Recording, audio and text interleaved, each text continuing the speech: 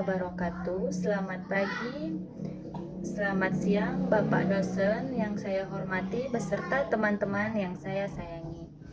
Perkenalkan, nama saya Tri Aprilia Damayanti dari program studi PGSD Pendidikan Guru Sekolah Dasar dengan NIM 860291254. Baiklah, tidak usah berlama-lama karena waktunya cuma sedikit. Pada kesempatan ini, saya akan menjelaskan tentang hubungan timbal balik yang erat dan tak terpisahkan antara filsafat ilmu dan pendidikan. Baiklah, saya akan menjelaskan secara singkat. Yang pertama, bagaimana filsafat ilmu mengawasi dan memperkuat eksistensi keilmiahan dalam pendidikan. Filsafat ilmu berperan sebagai landasan pengendali utama dalam dunia pendidikan. Mengawasi eksistensi. Apa sih eksistensi itu? Eksistensi adalah filsafat ilmu menjawab pertanyaan mendasar seperti untuk apa pendidikan ada dan apa hakikat ilmu yang diajarkan.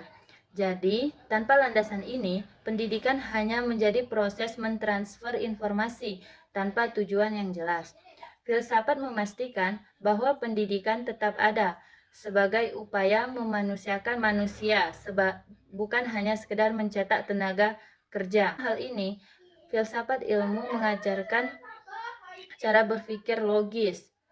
Dalam pendidikan ini berarti materi yang diajarkan harus benar-benar teruji dan cara mengajarkannya harus sesuai dengan metode ilmiah. Filsafat menjaga agar pendidikan tidak terjebak pada mitos, prasangka, atau pemikiran sembarangan, menjamin nilai-nilai ilmu. Filsafat ilmu mengatur dimensi nilai, yaitu menentukan apakah ilmu yang diajarkan baik atau berguna bagi manusia.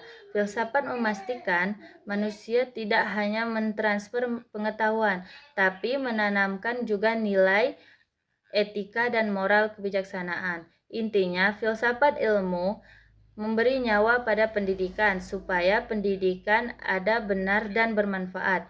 Kedua, bagaimana pendidikan yang bermakna dan bernilai turut memperkuat perkembangan filsafat ilmu.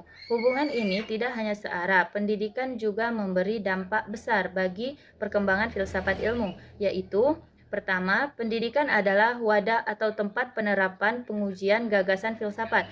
Ketika konsep-konsep filsafat diterapkan dalam proses belajar, disitulah gagasan itu diuji kebenaran dan kemudahannya. Jika pendidikan berjalan bermakna dan berhasil mencerdaskan, maka gagasan filsafat yang mendasarinya terbukti kuat dan benar. Kedua, pendidikan yang bernilai melahirkan manusia-manusia berpikir kritis dan reflektif. Manusia inilah yang kemudian akan menggali, mengembangkan, dan melahirkan pemikiran-pemikiran baru dalam dunia keilmuan.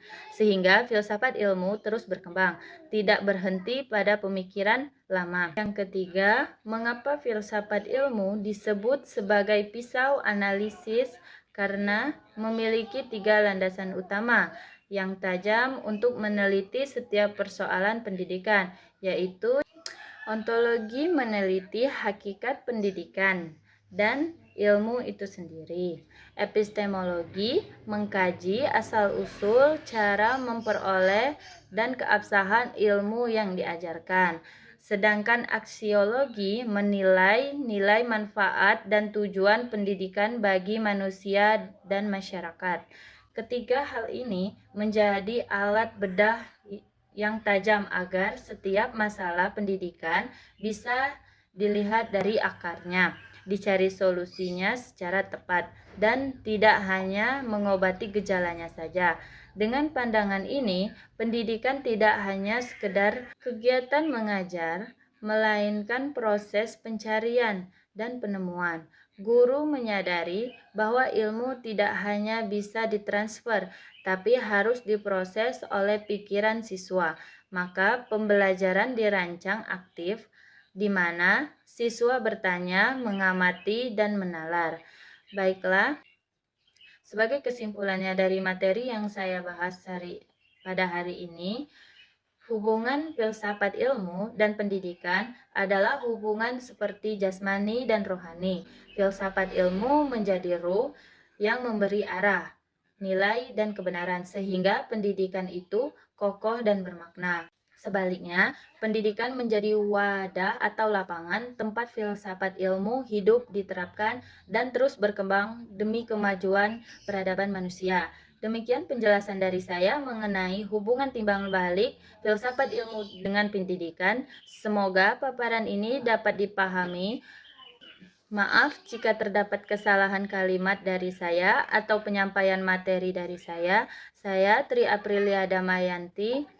Berterima kasih atas perhatiannya. Wassalamualaikum warahmatullahi wabarakatuh.